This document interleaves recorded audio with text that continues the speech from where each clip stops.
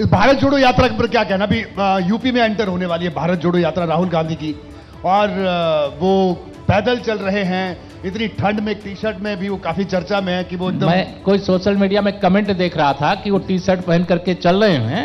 उन्होंने कहा तुम मुझे प्रधानमंत्री बना दो, मैं जाड़े में टी शर्ट पहन करके चलने का मंत्र बता दूंगा।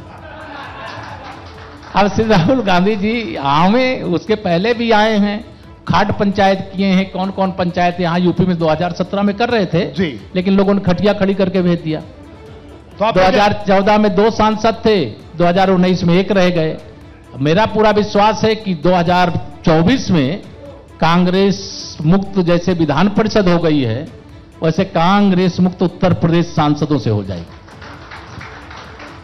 चलिए, कांग्रेस और भारत जोड़ो पर आपने ये बात कही, लेकिन बसपा को लेकर क्या कहेंगे केशव जी? आप क्या लगता है आपको बसपा देखिए, का? जो राजनीतिक दल राजनीति करते हैं वह अपना राजनीति करें, उनके अपनी राजनीति के अपने मुद्दे होते हैं, एजेंडे होते हैं, हमें उस पर कोई टिप्पणी नहीं करनी है। तो इतनी नरमी बसपा के लिए इतनी नरमी क्यों? क्यों नरमी काहे की है? हम तो सपा बसपा कांग्रेस तीनों को लेके चलते हैं जी। हम तो कहते हैं 100 में 60% हमारा है, 40% में बंटवारा है, और बंटवारे में भी हमारा है जी।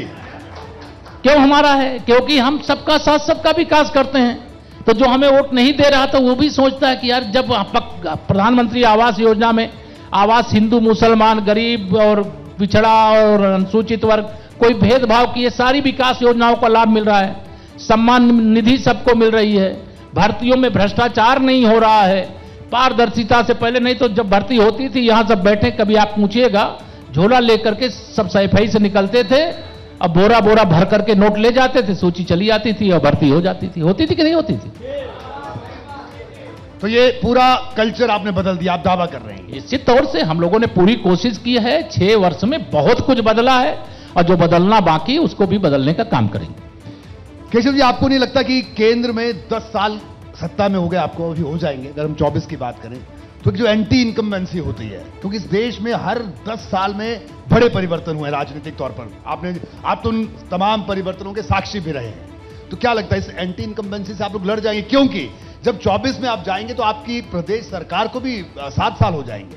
2014 में हमारी केंद्र में सरकार बनी जी, हम लोगों ने 272 प्लस का नारा दिया, देश की जनता ने हमें 283 दिया, देश में हमारी पूर्ण बहुमत की भाजपा की सरकार बनी, गठबंधन के साथ तो हम 300 पार थे जी। 2019 में 300 पार का लक्ष्य दिया, अकेले भारतीय जनता पार्टी 300 का आंकड़ा पार किया, गठबंधन के साथ हम लगभग 350 पार कर गए। अब 2024 के देखिए, नाराजगी उसके प्रति होती है जो जनता की सेवा के प्रति ईमानदार नहीं होता है जी। और भारतीय जनता पार्टी का जो नेतृत्व है हमारे माननीय प्रधानमंत्री जी, मतलब आदरणीय मुख्यमंत्री जी, यानी डबल इंजन सरकार के माध्यम से जो प्रदेश के गरीब कल्याण के काम हुए, गरीबों के नाम पर योजना बनती थी। कांग्रेस की सरकार जब देश में होती थी, तमाम वरिष्ठ लोग बैठे हैं आपके इस महापंचायत में, उन लोगों को याद होगा, स्वयं उस कांग्रेस के प्रधानमंत्री श्री राजीव गांधी जी कहते थे कि अगर दिल्ली से हम 100 रुपया भेजते हैं तो जिसके लिए भेजते हैं पहुंचते पहुंचते उसके पास 15 रुपया पहुंचता है, 85 रुपया बीच में दलाल खा जाते हैं, बेईमान खा जाते हैं। लेकिन मेरे प्रधानमंत्री जी, मेरे मुख्यमंत्री जी, मैं छाती ठोक के कह सकता हूं कि दिल्ली या लखनऊ से 100 रुपया भेजें चाहे 1 लाख रुपया भेजें, जितना भेजेंगे उसके खाते में डायरेक्ट डीबीटी के माध्यम से खाते में पहुंच जाता है। अब जो बेईमानी करके खा रहे थे, अब उनकी बेईमानी बंद हुई है, तो मैं तो जाता हूं पूछता हूं लोगों से, अच्छा ये जो बेईमानी बंद की गई इससे आप खुश हो कि नाराज हो? तो नाराजगी कतई लोगों में नहीं है। जो छापे पड़ रहे हैं, बेईमानों से पैसे जो वसूले जा रहे हैं, इससे खुश हो कि नाराज हो? खुश हैं। अब ये राजनीतिक दृष्टि से कहेंगे छापे बदले की भावना से पड़ रहे हैं। अरे अगर भ्रष्टाचार नहीं किए छापे क्यों पड़ेंगे?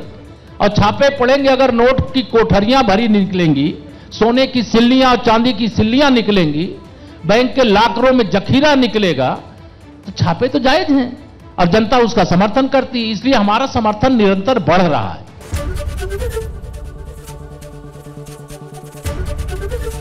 एबीपी गंगा, खबर आपकी, जुबान आपकी।